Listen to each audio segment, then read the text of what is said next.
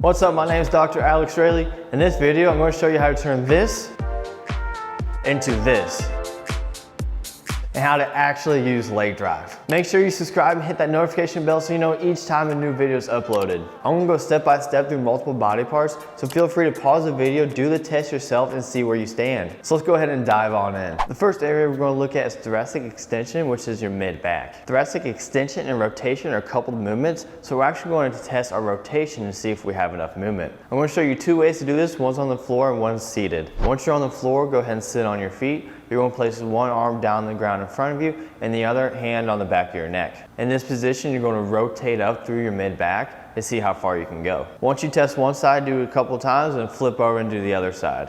One of the biggest cheats that people will do with this is they're bending their body over to the side. You want to stay neutral and in line. To do this seated, place your hands across your chest and rotate. Again, do this a couple of times on both sides. We're looking for 50 degrees of rotation with this test. Now, if you're doing this on yourself alone, you may not be able to tell, but you may be able to see that one side is a little stickier than the other. There's a couple of drills I like to do to help improve your extension and rotation. The first technique is going to be with the foam roller. I like the smooth one when I'm working on the joint, and I like the ridges when I'm working on soft tissue, such as muscle. I keep my knees bent to put my lumbar spine in good position, because right now we're just working on the mid back, not the low back.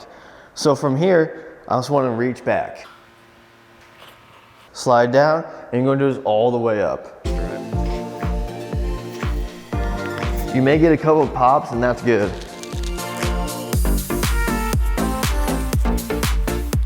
Once you get to the top of your shoulder blades, that's about as far as you need to go. It doesn't really work too well after that. This is a drill I did at least twice a day when I first started to develop my arch, and it helps so much. The second one we're going to do is called thread the needle. And you're going to get back into that similar position that you did when you actually tested your rotation. So I'm going to get down, and you don't have to get down all the way.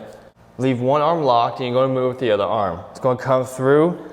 And once my hand makes contact with the ground, I'm now pushing into the ground to get even more rotation. And then you want to switch and do it on the other side. The next body part we're going to look at is your scapula. So we need to be able to bring our scapulas down and together. Now the way actually I'm going to show you how to set up on the bench, bring them down is going to be almost completely taken care of. So we just need to make sure that we're able to squeeze our shoulder blades together. Now I have two drills I like to do for this to help out as well. The first one is the crab walk. You're going to be sitting on your butt with your knees bent. I want you to push it to the ground and pop your chest up. You are now retracting and inferiorly pulling on your scapulas, which is exactly what we need to do for the bench. The other exercise I like to do for this is with the cables, and this is going to help with your motor control. When you review your bench press, if you find that you start and end at two different spots, so if you're ending with the bar higher than when you started, that means you likely lost some tightness in your scapulas. So doing this drill here is really going to help out with that. What you're going to do is retract your shoulder blade and work on punching that cable through, leaving that shoulder blade retracted. Working down the body, the next place we're going to stop at is the hips. Before we go any farther, I want to make this key point. Arching does not come from your low back. It comes from your thoracic spine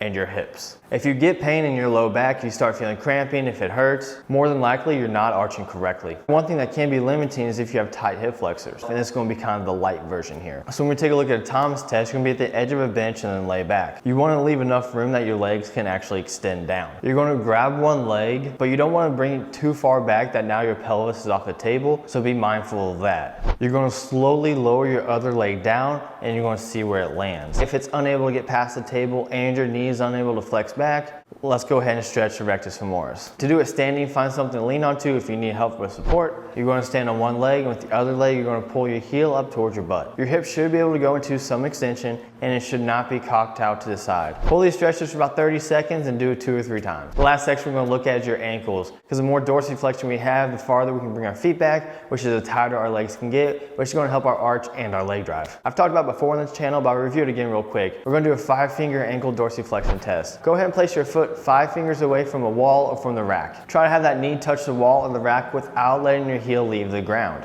Again, make sure to test this on both sides. If you have a limitation with this, it can be one of two things. If you feel a tightness in the joint or a pinching in the front, then some banded work is going to be good for you. Place a band on the front side of your ankle and tie the other half underneath the door. Here you want to do the same motion you did as the test, bring your knee forward, and this mobilization with movement can help increase your dorsiflexion. On the other hand, when you did that test, if you felt in the back, then you just need to do some calf stretches. You can do a runner stretch where you're stretching the back calf. You can put your foot on the wall and stretch your front. Whatever way you like to do calf stretch, go for it. Let's get into the setup. Now there's 5 things to think about for the setup. They'll give you 3 goals. The 5 things are your hands, your scapula, your hips, your feet, and your breathing. And 3 goals we're looking for is to optimize our arch improve our leg drive, and lift the most amount of weight we're able to. We're gonna start on our hands and work our way down. When you start a new technique, you wanna do the lightest amount of weight. So try this with just the bar first. However, for this, we're trying to wedge ourselves between the bench and the bar. So the more weight we have on the bar, the better we're gonna be able to wedge ourselves and produce an arch. Still try this with just a bar, but you're probably gonna find once you add some weight, it's actually a lot easier.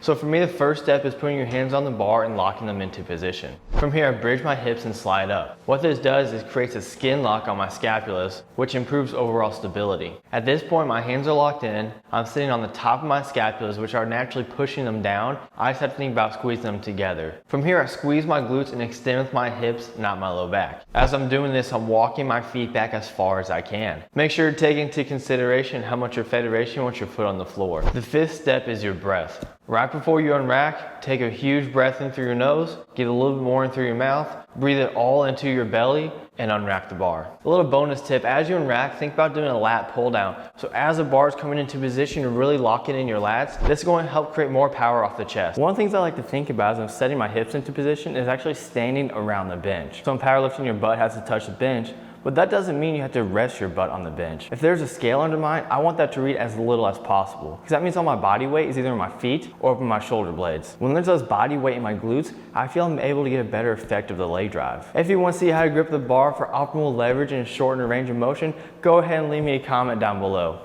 Let's get into what I believe is probably the most misunderstood thing in the bench, and that is your leg drive. When we set up the way we have talked about in this video, our legs are going to be tucked underneath us to some degree, but more importantly, our knees are below our hip. Now, if we replace the word leg drive with leg stability, I think a lot of the misunderstanding would go out the window. You're using your legs to increase your full body stability so you can press more weight. When we extend with our hips and we press either down to the floor or down and away on the floor, our entire leg is now going to be engaged. What this is going to do is produce a bigger arch. But secondly, it's going to provide leg stability. In order to have a very strong press, we need everything from our neck all the way down to our feet to be fully engaged. The arch is going to lock and stabilize the upper half of our body. Leg drive is going to get the lower half. I hope this guide helped you out, and I'll see you on the next one.